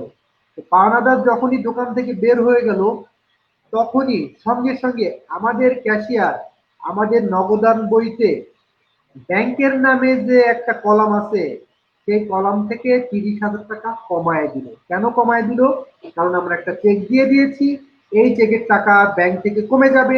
যেহেতু ব্যাংক থেকে কমে যাবে, সেহেতু আমরা নগদান বইয়ের ব্যাংক কলাম থেকেও কমিয়ে দেব। নাকি কমিয়ে দেবো কিনা সাজিদুল? জি স্যার, কমিয়ে দিব। কমিয়ে দেবো, কারণ আমরা যেহেতু চেক দিয়ে দিয়েছি, তার মানে কি চেকের টাকা ব্যাংক থেকে চলে যাবে। যেহেতু চেকের টাকা ব্যাংক থেকে চলে যাবে, সেহেতু আমরা নগদান বইয়ের ব্যাংক কলাম থেকেও টাকাটা কমিয়ে দেব। তো কি হলো, আমরা সঙ্গে সঙ্গে নগদান বই থেকে টাকাটা কমিয়েছি, কিন্তু জি স্যার। আমাদের ওই পাওনাদার কি করছে, চেকটা হাতে পেয়ে বলছে, থাক আজ আর ব্যাংকে যাবো না, বাসায় যে দুপুরে ভাত খাবো, খেয়ে রেস্ট নিয়ে বিকেলে গিয়ে আমি টাকাটা তুলবো। ও কি করছে, বাসায় গিয়ে ভাত খেয়ে আহ, বিকেলে এমন ঘুম দিচ্ছে শীতকালে কাঁথা মুড়ি দিয়ে, ওর আর ব্যাংকে যাইতে মন চায়নি। ইভেন ওই দিন ছিল বৃহস্পতিবার, বৃহস্পতিবারে টাকা তুলে নেয়, আহ, শুক্রবার তুলে নেয়, শনিবার তুলে নেয়, রবিবারও কোনো কারণে তুলতে পারে নাই। এই যখন অবস্থা, তখন মালিক পক্ষ রবিবার আমাদের ক্যাশিয়ারকে ফোন যখন দিবে, ক্যাশিয়ার ব্যাংকে কত টাকা আছে, ক্যাশিয়ার কিন্তু তার নগদান বই অনুযায়ী জের বলে দেবে যে ব্যাংকে আছে এত টাকা। আর ব্যাংকে হ্যাঁ। ফোন করলে ব্যাংকও তার অবস্থা অনুযায়ী জের বলে দেবে। কিন্তু যেহেতু ওই পাওনাদার ব্যাংকে যায়নি এবং চেকটা উপস্থাপন করেনি, সেহেতু ব্যাংক কিন্তু ওই 30,000 টাকার জন্য আমাদের পাসবই থেকে কিন্তু টাকাটা কমায় দেয়নি। যদি ওই লোক চেক উপস্থাপন করতো, তাহলে আমাদের ব্যাংক আমাদের পাসবইতে বা ব্যাংক বিবরণীতে ওই 30,000 টাকা কমিয়ে দিত।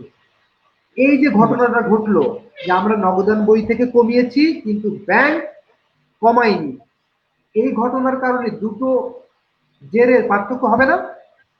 হ্যাঁ স্যার, হবে। আচ্ছা, এই জন্য এই যে এই বকেয়া চেক বা ইস্যুকৃত চেক ব্যাংকে উপস্থাপিত হয়নি, এটাকে বকেয়া চেকও বলে বা পথিমধ্যে চেকও বলে। মানে ধরে নিলাম আমরা যে 30,000 টাকা চেক দিয়েছি, আমরা তো নগদান বই থেকে কমাইছি, কিন্তু এই চেকটা জি। এখনো পথে আছে, ব্যাংকে পৌঁছায়নি। এই জন্য এটাকে প্রতিমধ্যে চেকও বলে বা বকেয়া চেকও বলে। আবার চেক ইন ট্রানজিটও বলে। চেক ইন ট্রানজিটের বাংলা হলো প্রতিমধ্যে চেক। আবার এটাকে ইস্যুকৃত চেক ব্যাংকে উপস্থাপিত হয়নি এ কথাও বলে। এই জন্য তোমরা ভাষাগুলো বুঝে নিবা। এই এই এই টাইপের চেকের ক্ষেত্রে কি ঘটনা ঘটে ঘটে যে এই ঘটনায় আমানতকারী তার নগদান বইয়ের ব্যাংক উদ্বৃত্ত ইতিমধ্যে হ্রাস করেছে, মানে কমিয়ে দিয়েছে, কিন্তু ব্যাংকে উপস্থাপিত না হয় ব্যাংক বিবরণী হতে হ্রাস পায়নি। তাহলে কি তোমরা 1 নম্বর কারণটা কি সবাই বুঝতে পারছো? জি স্যার। আচ্ছা, 2 নম্বর কারণটা হচ্ছে এই একের ঠিক উল্টা। কি সেটা আমরা দেখি। দেখো সেখানে লেখা আছে, সরাসরি ব্যাংকে জমাদান বা দেনাদার কর্তৃক সরাসরি জমাদান বা ব্যাংক কর্তৃক সরাসরি আদায় বা ব্যাংক হিসাবে সরাসরি জমা হয়েছে যা নগদান বইতে লেখা হয়নি, সবগুলো একই কথা। একই কথা কি সেটা? এই ঘটনায় ব্যাংক বিবরণীর উদ্ধৃত বাড়ানো হয়েছে কিন্তু না জানার কারণে নগদান বইতে বাড়ানো হয়নি। মানে হলো, মনে করো আমরা একজন ব্যক্তির নিকট টাকা পাই, আমরা আবির কোম্পানি টাকা পাই, তো সেই লোকের কাছে বারবার টাকা দিচ্ছি, ভাই টাকা দাও টাকা দাও টাকা দাও। ওই লোক করছে কি, আমাদেরকে জানানোর সময় পাইনি বা ভুলে গেছে। ওই লোক যে টাকাটা আমরা পাই সেই টাকাটা নিয়ে সরাসরি আমাদের ব্যাংক অ্যাকাউন্টে জমা দিচ্ছে। তো ওই লোক যদি ব্যাংক অ্যাকাউন্টে জমা দিয়ে থাকে, অথচ আমরা জানি না, আমরা না না জানার কারণে আমরা কি আমাদের নগদান বইতে বাড়াইছি? না, কিন্তু ব্যাংক কি করছে, পাস বইতে বাড়ায় দিছে। বাড়ায় দিচ্ছে। তাহলে কি দাঁড়ালো, ব্যাংকে টাকা বেড়ে গেছে কিন্তু আমরা নগদান বইতে বাড়াইনি। এই জন্য দেখো ব্র্যাকেটে লিখে দিচ্ছি, এই ঘটনায় ব্যাংক বিবরণীর উদ্বৃত্ত বাড়ানো হয়েছে কিন্তু না জানার কারণে নগদান বইতে বাড়ানো হয়নি। তোমরা কি 1 এবং 2 বুঝতে পারছো? হ্যাঁ স্যার, পারছি। আচ্ছা 3 নম্বর কি বলছে আসো দেখি। জমাকৃত চেক আদায় হয়নি। 3 নম্বর হচ্ছে এই যে দেখো, জমাকৃত চেক আদায় হয়নি অথবা দেনাদারের কাছ থেকে পাওয়া চেক আদায়ের জন্য ব্যাংকে জমা দেওয়া হয়েছে কিন্তু তা আদায় হয়নি, অথবা আদায়ের জন্য ব্যাংকে জমাকৃত বিল অমর্যাদাকৃত হয়েছে, অথবা ব্যাংকে বার্তাকৃত বিল প্রত্যাখ্যাত হয়েছে। এগুলো সবই একই ঘটনা। ঘটনাটা কেমন শোনো। আমরা কিছুক্ষণ আগে 1 নম্বরে আলোচনা করেছি যে আমাদের একজন পাওনাদার মানে আমাদের কাছে পায়, তাকে 30,000 টাকার একটা চেক আমরা দিয়ে দিয়েছিলাম। কিন্তু আমাদেরও তো দেনাদার আছে, অর্থাৎ যাদের কাছে আমরা পাই। ধরো একজন দেনাদার 2 নম্বরে কি করছে, আমাদের না জানায় ব্যাংকে জমা দিচ্ছে, সেটার কারণে গরমিল হলো, সেটা একটা কারণ। 3 নম্বরে কি হয়েছে জানো, 3 নম্বরে হলো আমাদের একজন দেনাদার যাদের কাছে আমরা টাকা পাই, তারা আমাদের কাছে এসে একটা চেক দিচ্ছে যে ভাই এই যে আমাদের অ্যাকাউন্টের একটা চেক দিলাম, আপনারা কাইন্ডলি আমাদের অ্যাকাউন্ট থেকে টাকাটা তুলে আদায় করে নেন। তো জি স্যার। সেই চেকটা আমরা দেনাদারের কাছ থেকে নিলাম, নিয়ে কি করলাম, আমাদের ব্যাংকে গিয়ে আমাদের ব্যাংকারকে দিয়ে বললাম ভাই এই যে একটা চেক দিলাম, এই চেকের টাকাটা আদায় করে আমাদের ব্যাংক অ্যাকাউন্টে, আবির কোম্পানির ব্যাংক অ্যাকাউন্টে জমা দিবা। জমা দিবা মানে কি, বাড়ায়া দিবা। আমি তো চেকটা ব্যাংকে জমা রেখে এসে আমরা দোকানে চলে আসছি, এসে ক্যাশিয়ার কি করছে, নগদান বইতে সুন্দর করে বাড়ায় দিছে। কারণ কি, কারণ আমরা একটা চেক ব্যাংকে জমা দিয়ে আসছি, আমাদের খুব স্বাভাবিকভাবে আমাদের অ্যাকাউন্টে টাকা জমা হবে, অর্থাৎ বাড়বে। তো আমরা আমাদের নগদান বইতে টাকাটা বাড়িয়ে দিয়েছি দোকানে এসে। কিন্তু ব্যাংক কি করছে, ওই চেকের টাকাটা যখন আমাদের দেনাদারের অ্যাকাউন্ট থেকে কাটতে গেছে, কাটতে গিয়ে দেখে ইনসাফিসিয়েন্ট ব্যালেন্স, অর্থাৎ তার অ্যাকাউন্টে টাকা নেই। চেকে যে পরিমাণ টাকা আছে সেই পরিমাণ টাকা দেনাদারের অ্যাকাউন্ট থেকে তোলা যাচ্ছে না। যেহেতু তোলা যাচ্ছে না, তাহলে ওই চেকের টাকা ব্যাংক কেটে এনে আমাদের ব্যাংক অ্যাকাউন্টে দিতে পারবে না। তার মানে কি, আমাদের ব্যাংক অ্যাকাউন্টে টাকা জমা হয়নি, কিন্তু আমি কি করছি, নগদান বইতে বাড়িয়ে দিয়েছি। ফলে কি গরমিল হয়ে যাবে, কিন্তু কারণ নগদান বইতে বাড়ানো হয়েছে কিন্তু পাস বইতে বা ব্যাংক বিবরণীতে বাড়ে নাই। এই জন্য দেখো ব্র্যাকেটে লেখা হয়েছে, এই ঘটনায় নগদান বইতে ব্যাংক উদ্ধৃত বাড়ানো হলেও ব্যাংক বিবরণীতে বাড়ানো হয়নি। কথাটা কি বোঝা গেছে? জি স্যার। আচ্ছা 3 নম্বর কারণ আমরা বুঝলাম। 4 নম্বর কারণ বলছে ব্যাংক কর্তৃক সরাসরি পরিশোধ। ব্যাংক কর্তৃক সরাসরি পরিশোধ বা ব্যাংক কর্তৃক উপযোগ বিল পরিশোধ হয়েছে যা নগদান বই হিসেবভুক্ত হয়নি।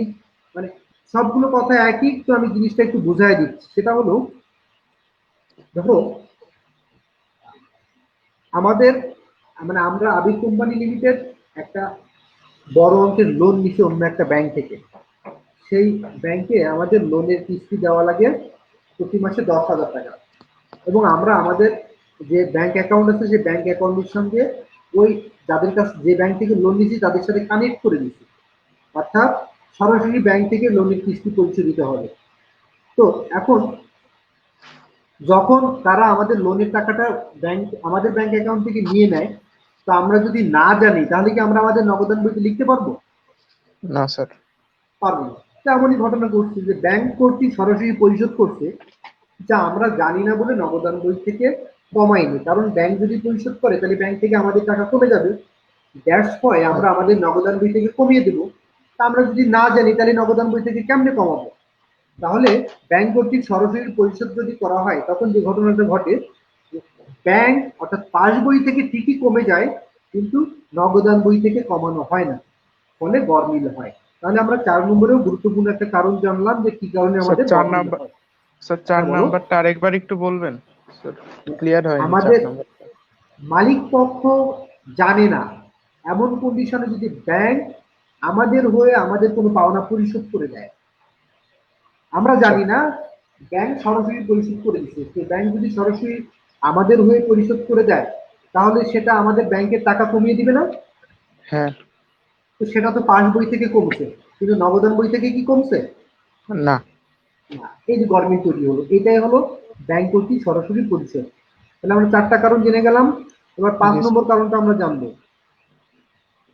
5 নম্বর কারণ হচ্ছে, 5 এবং 6 গুরুত্বপূর্ণ কারণ। তোমরা যে 4টা শিখে ফেলছো, এই 4টা হলো একেবারে বেসিক কারণ। বেসিক কারণ আচ্ছা। 4টা তোমরা জেনে ফেলছো। এবার হলো 5 এবং 6 একই টাইপের আইটেম, যা তোমরা ইতিমধ্যে ভালো করে বুঝে ফেলবা। খালি নাম দুটো একটু পড়ো। একটা নম্বর হচ্ছে ব্যাংকের ডেবিট মেমোরেন্ডাম বা মেমো, আর একটা হচ্ছে ব্যাংকের ক্রেডিট মেমোরেন্ডাম বা মেমো। মানে মেমো। মানে হলো ব্যাংকের ডেবিট মেমো, সেটাকে ডেবিট মেমোরেন্ডামও বলে, আর ব্যাংকের ক্রেডিট মেমোরেন্ডামকে ক্রেডিট মেমোও বলে। আচ্ছা দেখো, এখানে কি বলছে, ব্যাংকের ডেবিট মেমোরেন্ডাম নামে, এটা আমি আরেকটু বড় করে দিই যাতে তোমরা পড়তে পারো। দেখো কি বলছে, ব্যাংকের ডেবিট মেমোরেন্ডামের না, ডেবিট মেমোরেন্ডাম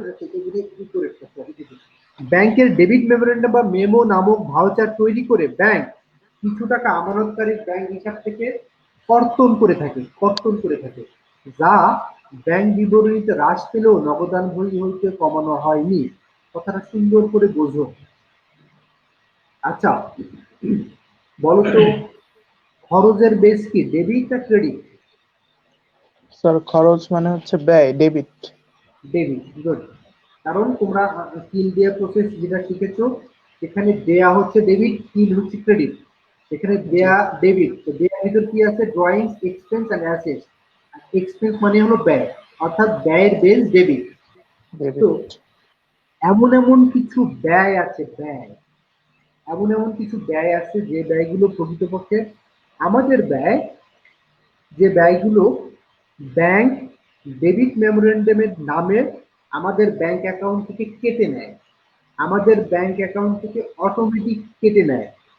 সেই কেটে নেওয়ার জন্য যে মেমোরেন্ডাম তৈরি করে তাকে ডেবিট মেমোরেন্ডাম বলে।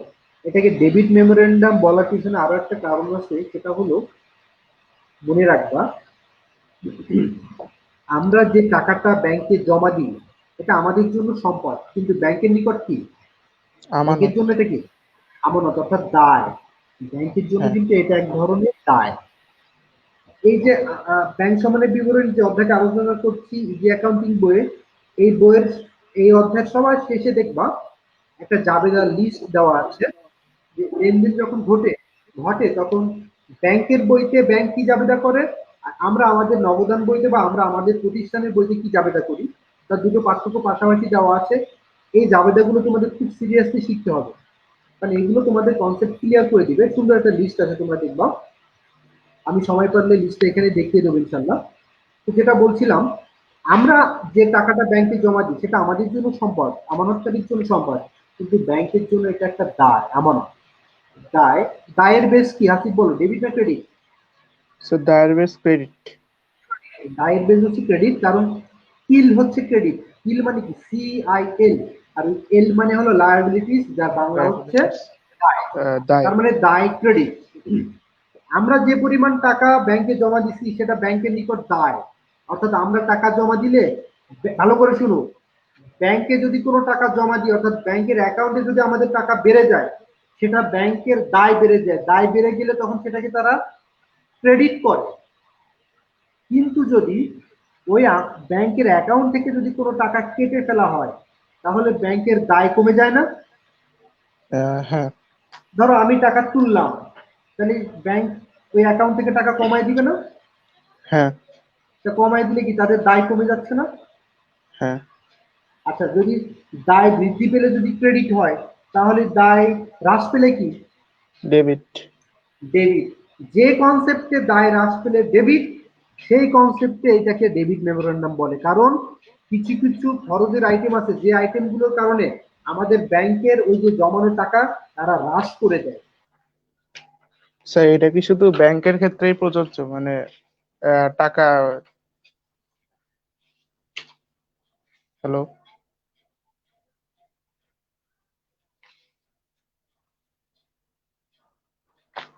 হ্যালো।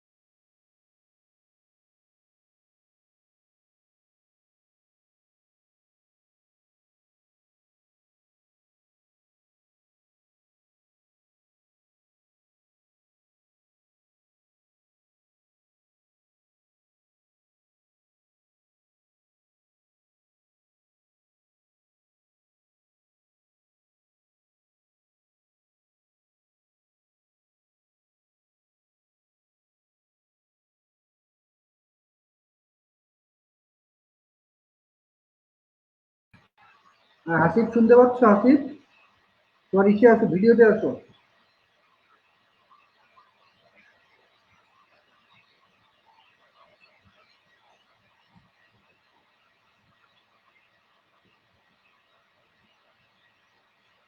হাসিব শুনতে পাচ্ছ? আচ্ছা জি স্যার, সাজিদ, আপনাকে আপনাকে মেসেজ দিতে গেছিলাম যে স্যার আপনি হঠাৎ করে এটা আটকাই গেলেন। হ্যাঁ, ওটা ডাটা একটু প্রবলেম হচ্ছিল। আচ্ছা তুমি ভিডিওতে আসো হাসিব, হ্যাঁ? ক্যামেরা অন করো। আমার আজকে নেট জি একটু স্যার, সমস্যা করতেছি। হচ্ছে। হাসিব তোমার ক্যামেরা অন করো। হ্যাঁ স্যার, 1 মিনিট।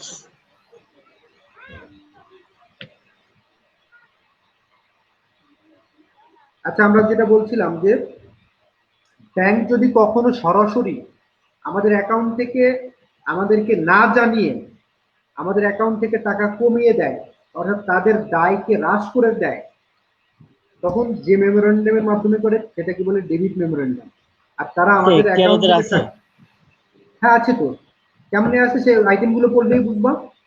তারা আচ্ছা কখন এই যে আমাদের অ্যাকাউন্ট থেকে টাকা কেটে নেয়, যখন এই যে ব্যাংক চার্জ কাটতে হয়, ব্যাংক সুদ কর্তন হয়, ব্যাংক সার্ভিস চার্জ কাটে, ব্যাংক এসএমএস চার্জ কাটে, তারপরে হুম। চেক বই খরচ কাটে, এটিএম কার্ডের চার্জ কাটে, আই ব্যাংকিং এর চার্জ কাটে, তারপরে আই ভ্রমণকারী ব্যাংকিং চেকের মানে কি? ইস্যু, ইন্টারনেট ব্যাংকিং, তারপর ব্যাংক কর্তৃক বীমা সিলামি পরিশোধ, কোন ঋণ পরিশোধ, সুদ কর্তন, অপর্যাপ্ত তহবিলের চার্জ কাটে বা বিল অমর্যাদাকৃত চার্জ কাটে। এখানে বেশ কয়েকটা কারণ আছে। এসব কারণে ব্যাংক আমাদের অ্যাকাউন্ট থেকে টাকা কেটে নেয়, অর্থাৎ তারা তাদের দায় হ্রাস করে দেয় এবং সেটা করার জন্য ডেবিট মেমোরেন্ডাম ব্যবহার করে। তো যখন তারা এই কাজগুলো করে আমরা জানতে পারি না, ফলে আমাদের পাসবই বা ব্যাংক বিবরণী থেকে টাকা কমে যায়, কিন্তু নগদান বই থেকে টাকা কমে না। অর্থাৎ নগদান বই থেকে টাকা কমানো হয়নি, কিন্তু পাস বই থেকে কমানো হয়েছে। কথা কি বোঝা গেছে? এই জন্য গরমিল হয় আর কি। হ্যাঁ, এই জন্য গরমিল হয়। এখানে দেখো কি লিখছে, ডেবিট মেমোরেন্ডামের মাধ্যমে ব্যাংক আমানতকারী ব্যাংক হিসাব হতে উক্ত খাতে টাকা কেটে নেয়, যা না জানার কারণে নগদান বই হতে কমানো হয় না। আর এই ব্যাংকের ক্রেডিট মেমোরেন্ডাম হচ্ছে ঠিক তার উল্টো।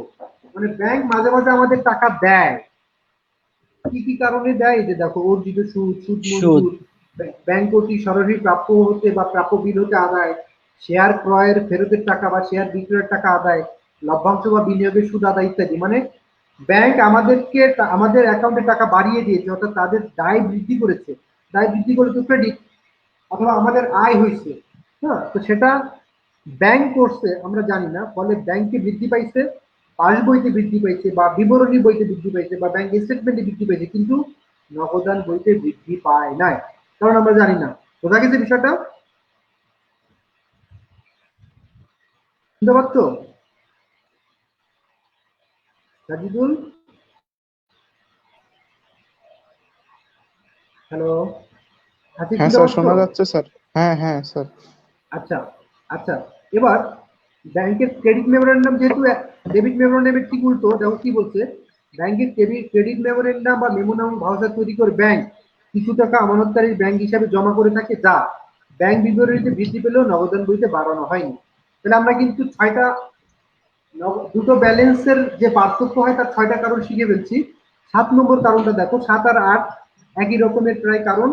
7 নম্বর হলো হিসাব রক্ষক নগদান বই করতে গিয়ে যদি কোনো ভুল করে, অর্থাৎ আমাদের যে ক্যাশিয়ার নগদান বই করতে গিয়ে যদি কোনো ভুল করে, সে ভুলের কারণেও দুটো জেরে পার্থক্য হতে পারে। যেমন ব্যাংকে জমা 30,000 টাকা কিন্তু নগদান বইতে বাড়িয়ে 3 লাখ লেখা হয়েছে, তাহলে কি হয়েছে? মানে আমি ব্যাংকে জমা দিয়ে আসছি 30,000 টাকা, পাস বইতে ঠিকই 30,000 বাড়ছে, কিন্তু আমি কি করছি, দোকানে এসে নগদান বইতে সে জমা দেখাইছি 3 লাখ, তাহলে আমার অতিরিক্ত 2,70,000 টাকা আমার নগদান বইতে বেড়ে যাবে না? জি জি স্যার। স্যার। আচ্ছা, যা ব্যাংক হতে উত্তোলন 2,70,000 টাকা যা হিসাব, আবার ব্যাংক হতে উত্তোলন 2,70,000 টাকা যা হিসাবভুক্ত হয়নি, মানে ব্যাংক থেকে আমি টাকা উত্তোলন করছি, ব্যাংক ঠিকই কমাই দিছে, কিন্তু আমি নগদান বইতে না দেখানোর কারণে আমার জেরে পার্থক্য দেখা দিবে। তাহলে 7 নম্বর গেল হচ্ছে, যদি আমরা দোকানে বসে আমাদের অ্যাকাউন্টেন্ট বা ক্যাশিয়ার যদি কোনো ভুল করে, তাহলে সেটা ওই ভুলের কারণে জেরে পার্থক্য হবে। আর 8 নম্বর কারণ হচ্ছে, যদি ব্যাংক কর্মকর্তা যদি কোনো ভুল করে, তো সেটার কারণে তো জের পার্থক্য হতে পারে নাকি? হ্যাঁ স্যার। হ্যাঁ, হতে পারে।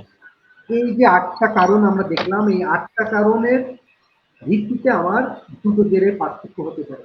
এই কারণগুলো যখন আমরা জেনে ফেললাম, এখন আমরা আমাদের ব্যাংক সমনের বিবরণী একক জের বলুক আর দ্বৈত জের বলুক, আমরা ব্যাংক সমনের বিবরণী করতে সক্ষম হবো ইনশাল্লাহ। তো সেক্ষেত্রে একটা কথা মনে রাখতে হবে, তোমাদের একটু আগেই বলেছি আমি যে একক জের পদ্ধতি মানে হলো একটা জের নিয়ে শুরু করব, পাবো আরেকটা জের। কি একটা জের, অর্থাৎ ধরো আমি 60,000 টাকা নিয়ে শুরু করবো, তাহলে ফিনিশিংয়ে পাবো কত? 20,000। 20,000 টাকা।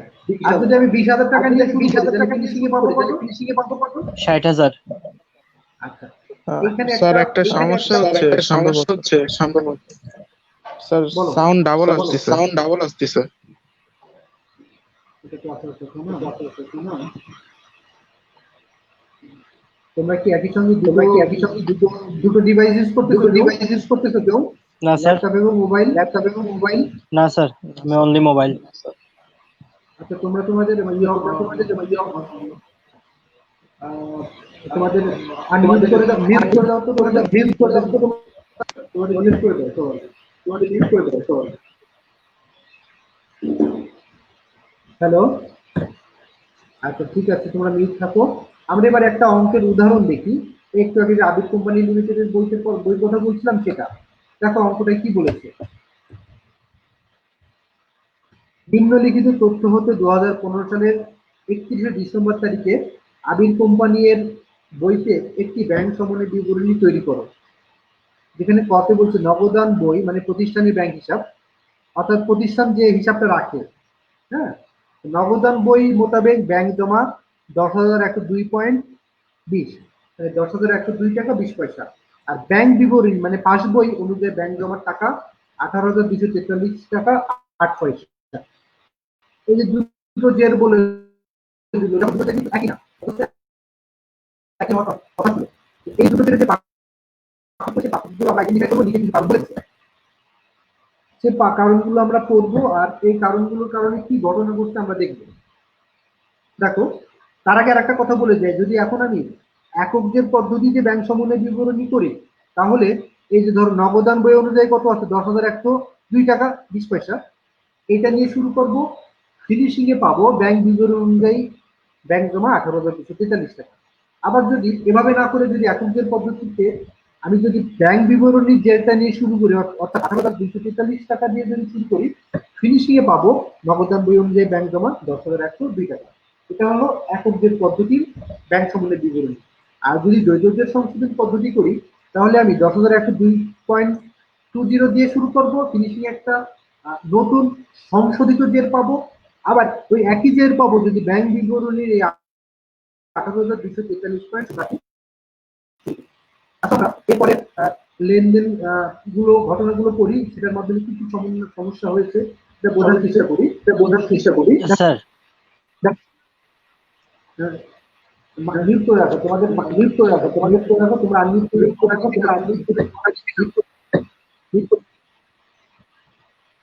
হ্যাঁ।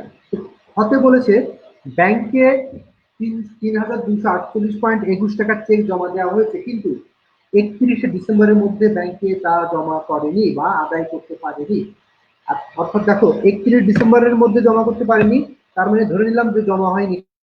কারণ আমি যে অঙ্কটা করতেছি সেটা 31 ডিসেম্বরে, এই যে লেখা আছে 31 ডিসেম্বর তারিখে, আমরা নির্দিষ্ট তারিখে করতেছি কিন্তু ব্যাংক সমন্বয় বিবরণী, সেই তারিখটা কি 31 ডিসেম্বর। অর্থাৎ আমরা 31 ডিসেম্বর পর্যন্ত যে ঘটনাগুলো যে লেনদেনগুলো ঘটেছে সেগুলোই আমরা মূল্যায়ন করবো, এর পরের ঘটনাগুলো বা লেনদেনগুলো আমরা মূল্যায়ন করবো না। তো সেক্ষেত্রে হতে কি বলছে যে ৩,২৪৮.২১ টাকার যে চেকটা জমা দিছি, হ্যাঁ চেক জমা দেওয়া হয়েছে কিন্তু তা আদায় হয়নি। তার মানে কি আমরা আমাদের নগদান বইতে, কারণ আমরা এই চেকটা ব্যাংকে জমা দিয়ে এসেই আমরা আমাদের দোকানের নগদান বইতে কি করেছি, নগদান বইতে টাকাটা বাড়িয়ে দিয়েছি, যেহেতু ব্যাংকে জমা দিয়েছি নগদান বই ব্যাংক কলামে, কিন্তু ব্যাংক কি করছে আদায় করতে পারেনি বলে পাস বইতে কিন্তু বাড়ায়নি। তাহলে এই যে একটা গরমিল থেকে গেল, তাহলে গরমিলটা কি হলো, নগদান বইতে বাড়িয়েছি কিন্তু পাস বইতে বাড়াইনি। গতে কি বলছে দেখো, গতে বলছে ৯,১০৩.84 টাকার চেক ইস্যু করা হয়েছে কিন্তু ব্যাংকে তা উপস্থাপিত হয়নি। এটা কিন্তু এই যে সমস্যা ১, অর্থাৎ আমরা একটা চেক দিয়েছি, চেক দেওয়ার সঙ্গে সঙ্গে নগদান বই থেকে কমিয়ে দিয়েছি, কিন্তু এই চেকটা ব্যাংকে না যাওয়ার কারণে ব্যাংক টাকাটা কমাতে পারেনি। তার মানে ঘটনা কি ঘটেছে, নগদান বই থেকে কমেছে কিন্তু পাস বই থেকে কমেনি। তারপর ঘতে কি বলছে, ঘতে বলছে ব্যাংক আবির কোম্পানির নিকট হতে ২,৫০০ টাকা মূল্যের প্রাপ্য নোটের বিপরীতে ২,৬৫০ টাকা আদায় করেছে। অর্থাৎ ব্যাংক আবির কোম্পানির পক্ষে ২,৫০০ টাকা মূল্যের প্রাপ্য নোটের বিপরীতে ২,৬৫০ টাকা আদায় করেছে। তার মানে আমরা একটা প্রাপ্য বিল ২৫০০ টাকা আমরা পেতাম একজনের কাছে, তো সুদ সহ ২৬৫০ টাকা আমাদের ব্যাংক অ্যাকাউন্টে জমা হয়েছে। তো ব্যাংকে জমা হয়েছে এটা আমরা জানি না, ফলে আমরা আমাদের নগদান বইতে বাড়াইতে পারিনি। ব্যাংক বাড়িয়েছে ২৬৫০ টাকা, কিন্তু আমরা জানি না বলে আমরা আমাদের নগদান বইতে ২৬৫০ টাকা বাড়াতে পারিনি। একইভাবে উমতে বলছে ৩৬০ টাকার ইস্যুকৃত চেক ব্যাংক কর্তৃক ভুল করে ৬৩০ টাকা লেখা হয়েছে। তার মানে এটা ভুল করছে ব্যাংক। ৮ নম্বর আইটেম, আমরা যে ৮টা কারণ শিখেছি তার ভিতরে ৮ নম্বর আইটেম হচ্ছে এটা। তাহলে কি হয়েছে, ৩৬০ টাকার ইস্যুকৃত চেক আমরা নগদান বই থেকে ঠিকই কমাইছি ৩৬০ টাকা, কিন্তু ব্যাংক কমাইছে ৬৩০ টাকা। তাহলে অতিরিক্ত টাকা ব্যাংক কমিয়ে ফেলছে, এই ভুলটা ব্যাংকের। আচ্ছা ব্যাংক এক্ষেত্রে আমাদের কি ভুল হয়েছে, ব্যাংকের যে অতিরিক্ত কমে গেছে যেটা আমরা নগদান বই থেকে কমাই। যতে কি বলছে ইস্যুকৃত ৮৪.২০ টাকার চেক ভুল করে ৮.২০ টাকা লেখা হয়েছে। অর্থাৎ আমরা ৮৪.২০ টাকার একটা চেক আমরা ইস্যু করছি, ব্যাংক থেকে এই ৮৪.২০ টাকা কমাইছে, কিন্তু আমরা কমাইছি হচ্ছে নগদান বইতে ৮.২০। তো সেটা এই ভুলটা হয়েছে আমাদের যে ৭-৮টা আইটেম আছে তার দিকে ৭ নম্বর আইটেম এটা। আবার আরেকটা কথা বলছে ব্যাংক চার্জ ১৮.৭০ টাকা কত, তাহলে ব্যাংক কে কাটে ব্যাংক। তার মানে পাস বই থেকে ১৮.৭৫ টাকা কমানো হয়েছে, কিন্তু আমরা নগদান বই থেকে জানি না বলে এখন আমরা কমাইতে পারিনি ১৮.৭৫ টাকা। এই হচ্ছে বিভিন্ন ধরনের ভুল প্রান্তি বলে। এখন দেখে আমাদের কি বলতেছে প্রশ্নে ১ নম্বর করণীয় হচ্ছে ব্যাংক সমন্বয় বিবরণী তৈরি কে করে। এই সম্বন্ধে তোমরা জানো ব্যাংক সমন্বয় বিবরণী কে তৈরি করে, আমানতকারী তৈরি করে। আর ২ নম্বরে বলতেছে এককদের পদ্ধতিতে ব্যাংক সমন্বয় বিবরণী করো নগদান বইয়ের জের ধরে। আবার ৩ নম্বরে বলছে দ্বৈত জের সংশোধনী পদ্ধতিতে ব্যাংক সমন্বয় বিবরণী করো ১২,৬৫৭.৪৫ টাকা। এই অঙ্কটার সমাধান তোমাদের বইতে দেওয়া আছে, ইজি অ্যাকাউন্টিং বইতে। তোমরা এই সমাধানটা সুন্দর করে হোমওয়ার্ক হিসেবে দিয়ে দেবো করে, এই ৩টে করণীয় তোমরা কমপ্লিট করে ফেলবা,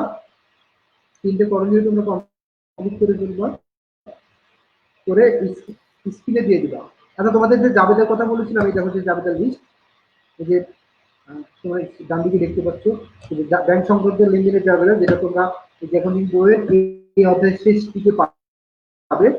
আর এই অঙ্কটার কথা বললাম,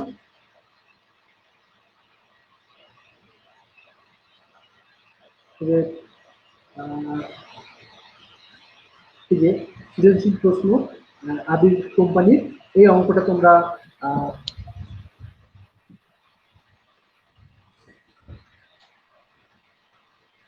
অঙ্ক দেখে আরেকটা অঙ্ক করে দেওয়া আছে কিনা সেটা তোমাদেরকে দেওয়া যায় কিনা দেখি। এটাই তো করে তোমার কাছে একটা সমাধানে। আচ্ছা সাজিদুল কি শুনতে পাচ্ছ? জি স্যার, আপনি পাচ্ছেন? হ্যাঁ, এই অঙ্কটা সমাধান তোমাদের করে দেওয়া আছে না? সরি, এইটা নাই বোধহয়, জি সৃজনশীল স্যার। প্রশ্ন 2 নম্বরটা করে দেওয়া আছে, স্যার, প্রশ্ন 6টা। স্যার খ করে দেওয়া আছে, মানে 2 নম্বর করে দেওয়া আছে, 1 নম্বর দেওয়া নাই। আচ্ছা তাহলে এই তোমরা খটা চেষ্টা করবা, হ্যাঁ? খ, আচ্ছা।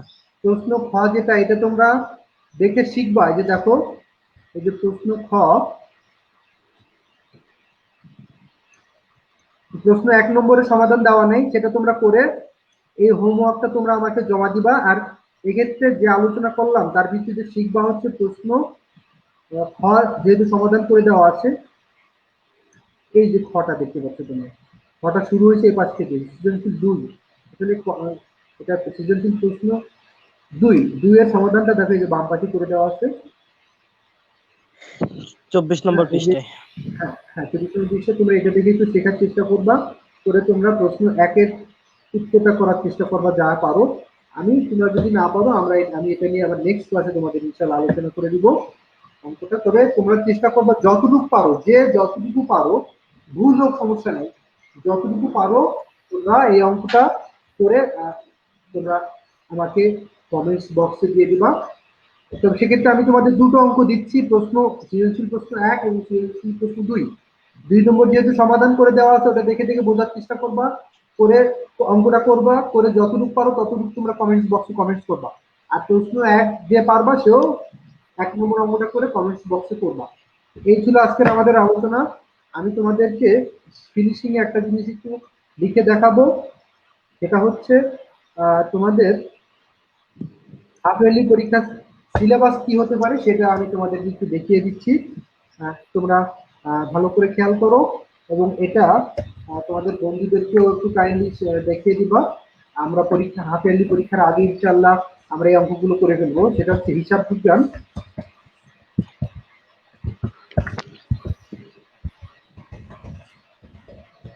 হিসাব বিজ্ঞান প্রথম পত্র তোমরা দেখতে পাচ্ছ? জি স্যার, পাচ্ছি। হিসাব বিজ্ঞান প্রথম পত্রে আমরা করব হচ্ছে 1 নম্বরের হিসাব বিজ্ঞান পরিচিতি। কত নম্বর অধ্যায়? এটা হলো প্রথম অধ্যায়। হ্যাঁ, প্রথম অধ্যায়। 2 নম্বরে শিখবো হচ্ছে আমরা বৈষম্য। হিসাবের বইসমূহ। এটা তোমাদের ইতিমধ্যে বেশ আলোচনা হয়েছে এবং আরো হবে ইনশাল্লাহ। এটা কত নম্বর অধ্যায়? 2 নম্বর।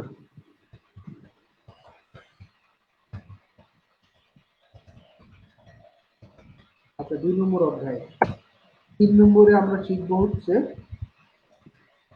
রেওয়া মিল। হ্যাঁ, রেওয়া মিল সম্ভবত চতুর্থ অধ্যায় নাকি, এটা দেখো তো। জি স্যার, চতুর্থ অধ্যায়, হ্যাঁ, 4 নম্বর অধ্যায়। রেওয়া মিল হচ্ছে চতুর্থ অধ্যায়। আচ্ছা, 4 এর নম্বরে মধ্যে আমরা আমরা শিখবো হচ্ছে, আচ্ছা স্যার, তার আমরা আগে এটা মূলত হচ্ছে 4 নম্বর অধ্যায়। হ্যাঁ, জি স্যার।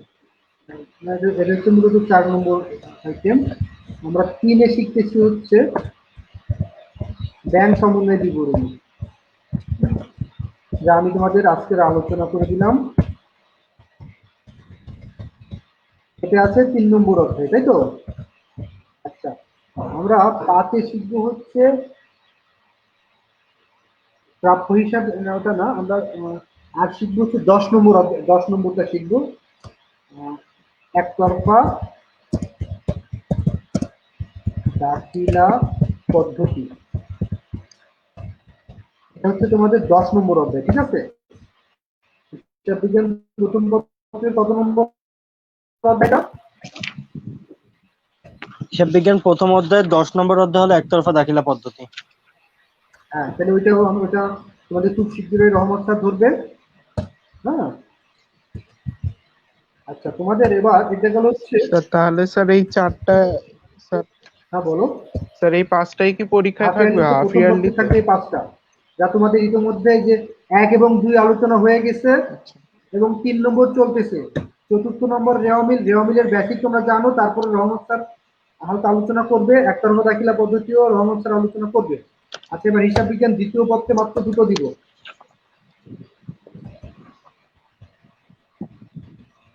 হিসাব বিজ্ঞান দ্বিতীয় পত্র,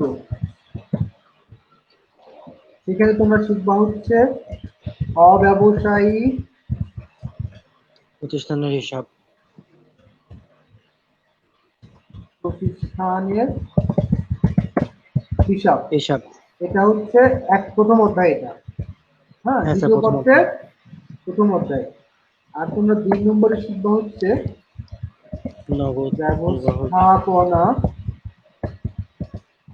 হিসাব বিজ্ঞান। এই সিভিপি। অধ্যায়টা আমি, হ্যাঁ সিভিপি, রাইট, তুমি তো তাহলে মনে আছে তোমার, এটা আলোচনা করছি না? জি স্যার। আচ্ছা, এটা হচ্ছে দশম অধ্যায়। ওকে, জি ইতিমধ্যে স্যার, 10 তোমাদের এই অধ্যায়। ব্যবস্থাপনা হিসাব বিজ্ঞান দ্বিতীয় পত্রের দশম অধ্যায় ইতিমধ্যে তোমাদের আমি এটা আলোচনা করিয়েছি। হ্যাঁ, ইতিমধ্যে তোমাদের এটা আমি শিখিয়েছি। এরপরে আমি তোমাদেরকে এটা নিয়ে আবারও আলোচনা করবো ইনশাল্লাহ। এই হচ্ছে তোমাদের হাফ ইয়ারলি পরীক্ষার সিলেবাস। আচ্ছা, তোমাদেরকে লিখে দিই, একাদশ শ্রেণীর হাফ ইয়ারলি